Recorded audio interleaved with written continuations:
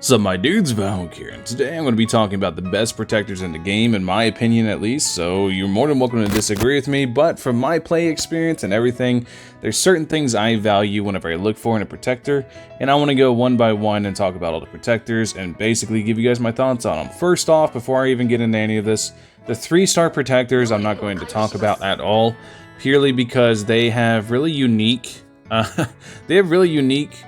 abilities and the way they function, and also they're kind of universal.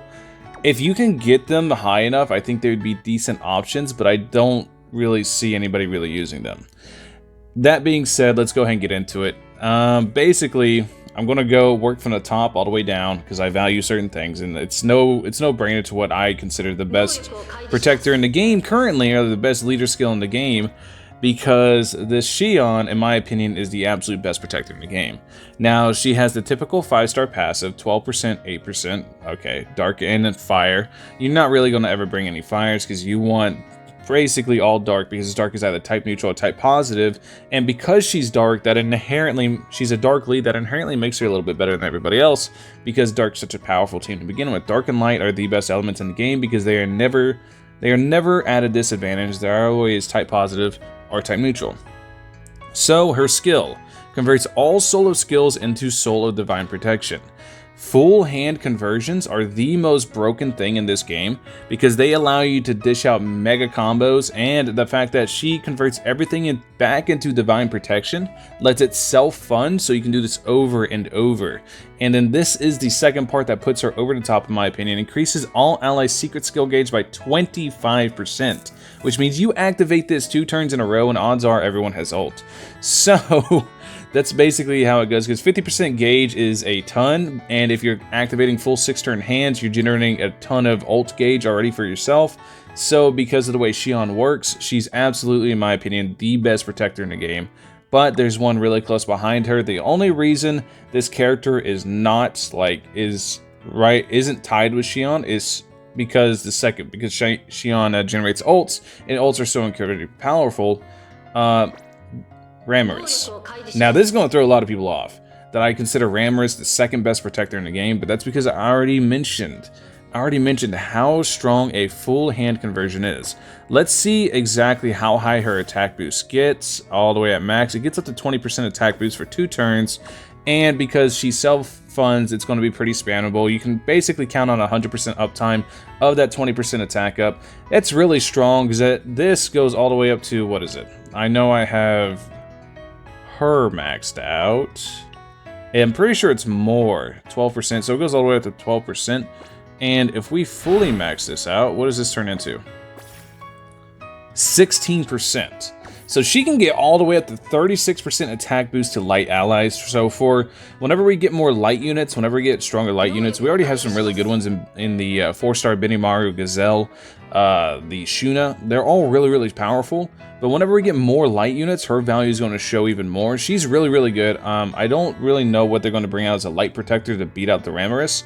But like I said, that 36% at max, 36% attack increase is gigantic, and it's just a thing that you're going to constantly have, and it's going to feed into characters like Gazelle, who just are nukes.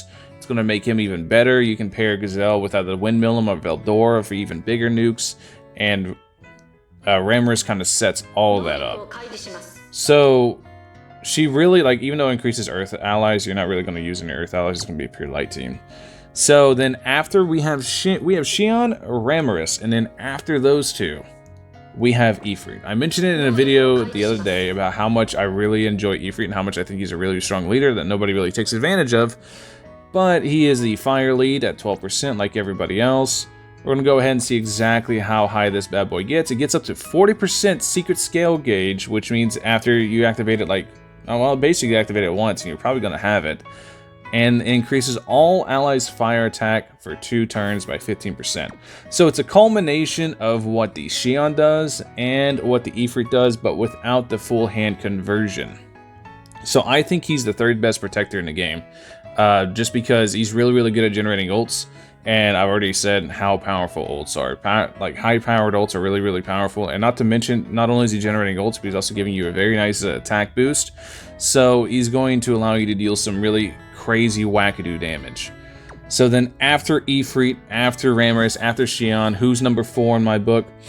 It's actually a little bit of a tie, and it's going to trip some people out. Between Valdor, obviously everyone knows Valdor is really, really good as a lead. Mostly because Wind Team right now, Wind Team has a couple really strong 5-star units, and the Windmillum and Hakaru, both of them are very, very powerful. And not to mention you get the free-to-play Shuna that you get for level 100 for free. So that makes them really good. But what makes this Valdor number 4 in my book is the fact that he increases ult damage every time you use him. You're really only going to use this card like 2 or 3 times. So the fact that it says max 50%, you'll never reach that. You reach like 10-20% tops.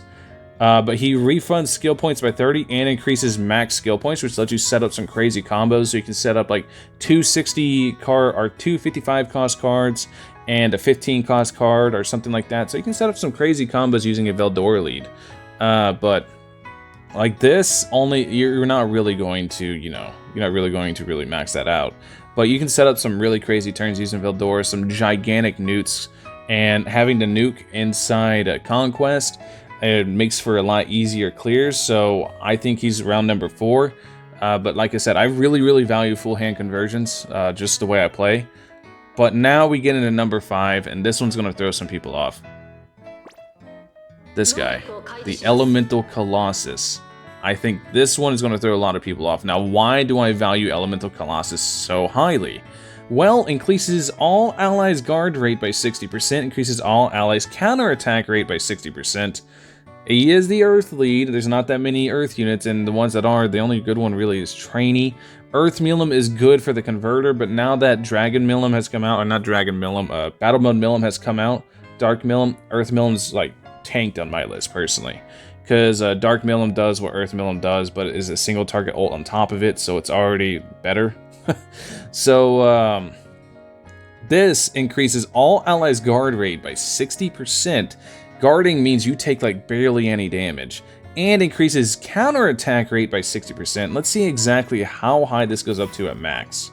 Let's go all the way down. 80% guard rate and counterattack rate by 60%. If you pair this with somebody and you pair them up with the Valdor, the Dark Valdor passive, this is the reason I mentioned this passive before whenever I was telling people about summoning him. If you have him fully, well, not fully awakened, you just need him 3 stars and you get the max passive.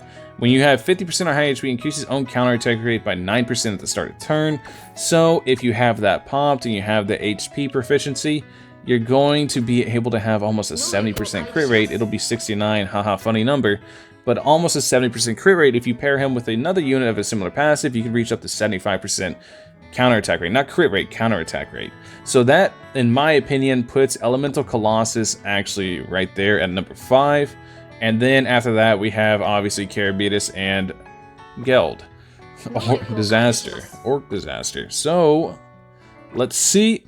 Increases skill cost limit till the end of turn, changes Soul of Skills into Soul of Secrets, increases skill points by 20. So the reason he has a full hand conversion, he does a lot, but he doesn't have a way to self-fund like the other ones, but he lets you set up some crazy wackadoo turns. But like I said, with this, the skill cost and the skill refund, it's really not super beneficial unless you're trying to set up big turn nukes, which would allow you to do. And also, not to mention, a lot of orange cards get like locked out. There's a lot of dark characters that don't really revolve around orange cards, except for Beretta. Beretta's really the only one that revolves in converting to orange cards. And basically, this is green to orange. So there's not really a whole lot of green to orange converters, or there's not a whole lot of like orange to green converters or blue to green converters that fit inside a dark team right now. So Orc Disaster really, his conversion skill doesn't really mesh with the units that are out. Shion's much better because there's a lot of units that convert over to Protector. Diablo converts to Protector, Millum converts over to Protector. There's a bunch of units convert to blue. But there's not really that many units that fit inside of a Dark Squad that can use Orc Disaster. So maybe in the future Orc Disaster will be better, but right now I just don't rate Orc Disaster that highly. Then we get into Carabitus. Carabitus is also a pretty good unit, has a very similar one. Increases all Soul of Skill gauges increase by 150%. Basically makes it to where you can generate a bunch of skills for yourself. If you have But the thing is this requires you to have a green hand. So that's the reason I actually rate him the worst out of the 5 stars, because getting a green hand to begin with is really, really rough.